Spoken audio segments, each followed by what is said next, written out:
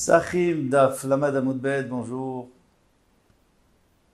Reprenons un peu ce que nous avons vu hier, qu'on avait une couchia sur Avabar Aïlaï, parce que lui disait qu'un four qui avait été enduit de graisse animale, cachère, de graisse animale, on n'avait pas le droit de faire cuire du pain dedans, de peur qu'on le mange avec du lait, du beurre. Koutra, c'était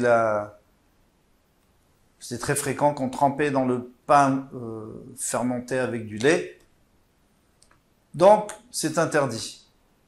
Mais il a rajouté que même si on a fait chauffer le four, et qu'avec ça, on a nettoyé tout ce qu'il y avait à l'intérieur, c'était quand même interdit. Là-dessus, on a apporté une question. Finalement, on a dit qu'il avait tort. Et alors, on a le droit. Une fois qu'on a chauffé le four, on peut faire cuire. Et à ce moment-là, il n'y a plus de problème, puisque ça a fait disparaître la graisse. Maintenant, on peut commencer à la 4e ligne. Amarle Ravina le Ravashi. Ravina a dit à Ravashi, Vechi me'achar di tutav Rava bar Aïlaï. Puisque maintenant on a posé, il a été réfuté, ce Rava bar Aïlaï. Alors, on aurait le droit de faire chauffer n'importe quoi qui a été chametz pour pouvoir l'utiliser. Amaïka Mara, pourquoi Rav a dit que derot bepessar, que les kederot, les casseroles à Pessah, yeshavrou, il faut les casser. On parle des casseroles en terre cuite, parce qu'on sait que la terre cuite, on ne peut pas faire un gala, on ne peut pas cachériser avec de l'eau chaude, ni avec du feu, parce que la Torah dit que ce qui est à l'intérieur, ça restera toujours, ça sortira pas.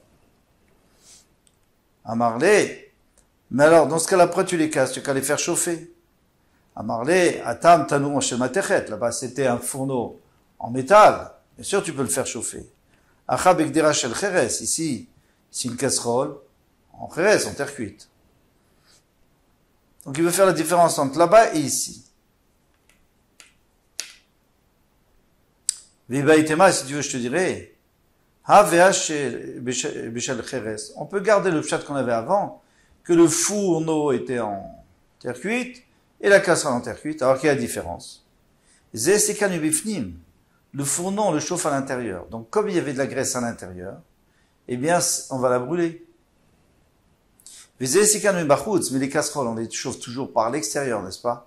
Et le chametz, il est à l'intérieur. Donc, comment on va faire pour se débarrasser du chametz? Vechitema, si tu me dis, eh bien, on n'a qu'à rentrer des braises à l'intérieur. Et comme ça, on aura le droit. Il va avoir pitié parce que ça peut éclater. Si on met des braises à l'intérieur, ça sera pas assez solide, ça va faire beaucoup de chaleur, ça va pas supporter la chaleur, ça peut éclater. Le four, il est fait pour ça. Il est très épais, il est fait pour être chauffé par l'intérieur. Mais une casserole, non. Donc, on va lui dire de le faire, mais finalement, il le fera pas. Il va le chauffer par l'extérieur. Donc, qu'est-ce qu'on leur a dit? Jetez-les. Ilkar, c'est pour cela. Aïbochia. Aïbochia, c'était un fourneau qui était fait en tuiles. Et si comme Ibachutz, eh bien, lui, on le chauffe aussi par l'extérieur. Veassou. On chauffait par l'extérieur, à l'intérieur, on mettait des choses. Vimalia gombré, mais si on le remplit de braise, Shapir Damé, c'est bien. Parce que lui, de toute façon, les gens vont pas avoir peur il est fait pour être chauffé, donc il n'y a pas de problème. Les parois sont suffisamment solides pour être chauffées par l'intérieur. Amar les Ravina les Ravashi. Alors ici, il y a plusieurs pshatim. Il y a une grande marque dans les Rishonim, dans ce qui va venir. Et donc si il y a un pshat dans Rashi, on va le prendre.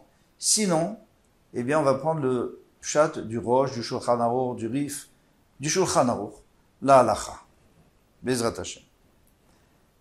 Amar le Ravina le Ravashi. Ravina a dit à Ravashi, Ane sakine bepisra echi avdinan leu. On a des couteaux et on va les utiliser à Pessah. Comment on fait pour les cachériser? Amarlé lui a dit, les didi, chadeta kavdinan. Moi, je me fabrique des nouveaux couteaux.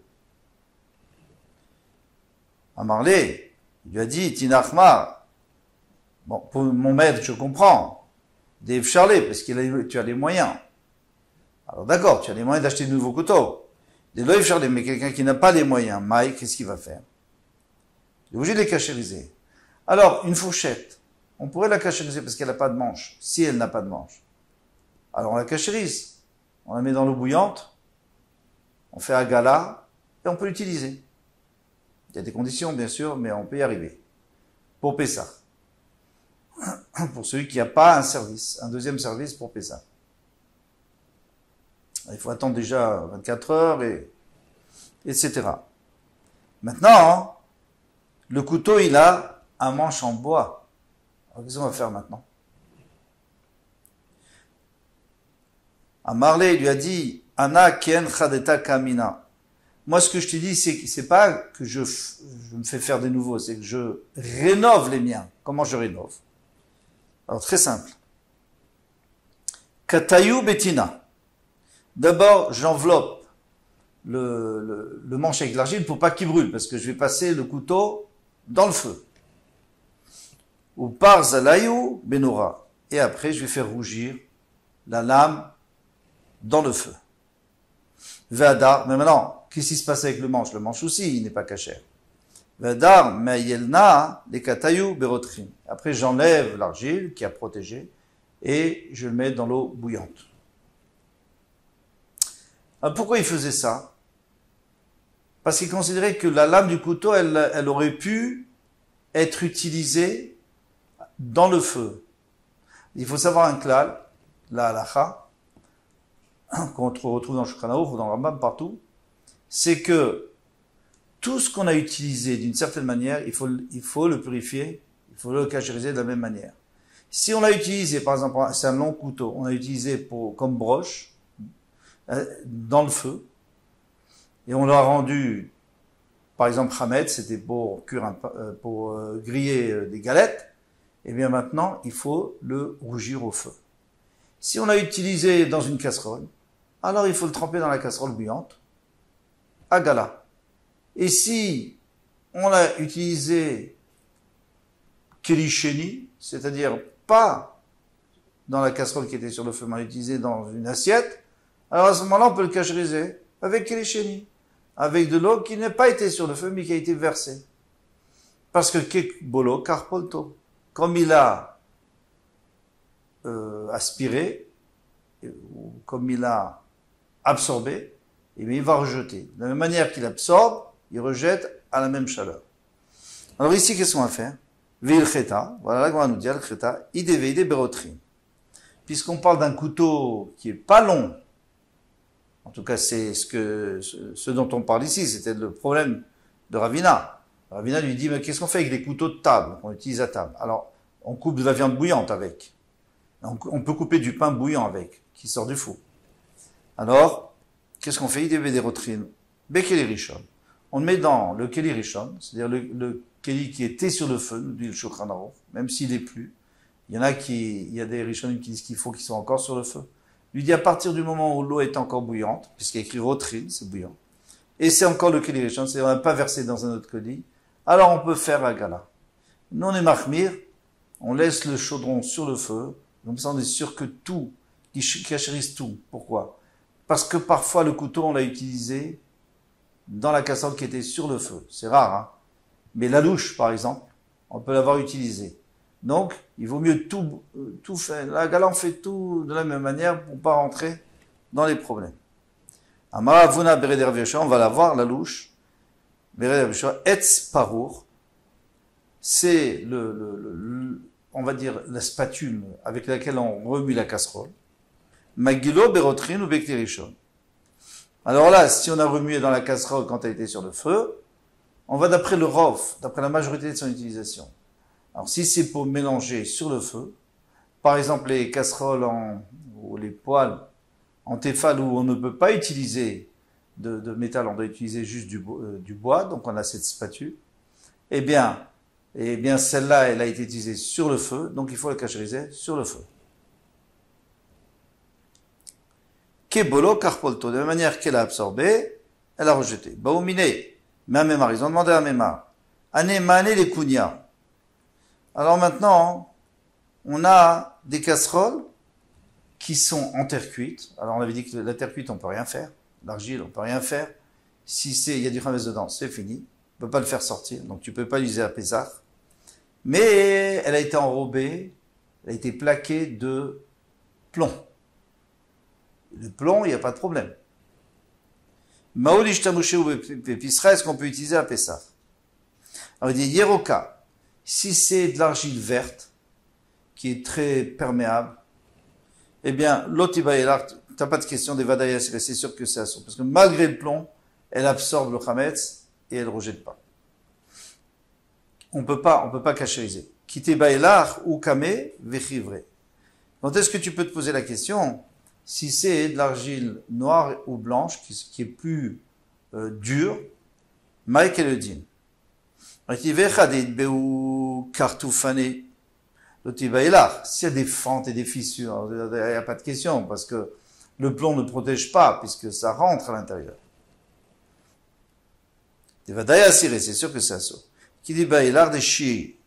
Quand est-ce que tu peux te poser la question? C'est si c'est lisse. C'est-à-dire qu'il y a vraiment une plaque de plomb.